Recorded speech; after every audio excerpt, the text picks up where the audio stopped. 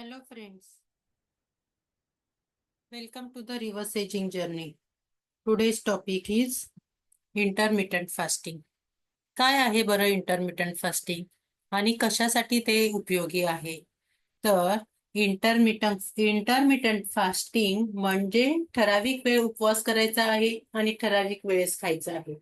याचे शरीरावर अनेक सकारात्मक परिणाम होतात. त्याच्यामुळे काय होतं? वजन कमी होण्यास मदत होतं. शरीर चरबीचा साठा ऊर्जा म्हणून वापरायला लागते.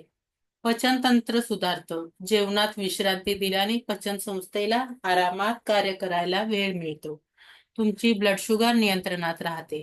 मधुमेहाच्या जोखमीपासून संरक्षण होते. सेल रिपेअर व डिटॉक्स प्रक्रिया सुरू होते. दीर्घायुष्यास व मानसिक स्पष्टतेस मदत करते. मेंदू अधिक कार्यक्षम होतो. लक्ष वाढते त्याच्यामुळे. माइंडफुल इटिंग म्हणजे इंटरमिटंट फास्टिंग म्हणजे कोण 8 तास करतं, कोण 4 तास करतं, कोण 12 तास करतं, कोण 16 तास करतं. तर एवढे सगळे या इंटरमिटंट फास्टिंगचे उपयोग आहेत. आणि माइंडफुल इटिंग हॅबिट म्हणजे आपल्याला सवय होते माइंडफुल इटिंग हॅबिट. जे आपण काही खातो ते आपण लक्ष देऊन एकाग्रतेने खातो.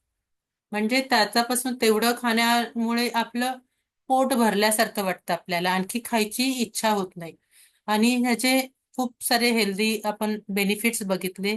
आणि आपली इंटरमिटंट फास्टिंगमुळे एकतर आपल्याला हेल्दी हॅबिट लागून जातात आणि आपलं लाईफस्टाईल बॅलन्स न्यूट्रिशनचं होऊन जातं.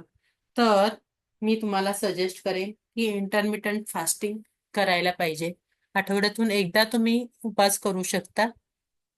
किमान तुम्हाला 12 तास 16 तास नाही करता येत, 8 तासाचा एक उपवास तुम्ही नक्की ठेवू शकता. आणि माहिती कशी वाटली कमेंटमध्ये लिहायला विसरू नका. थँक्यू.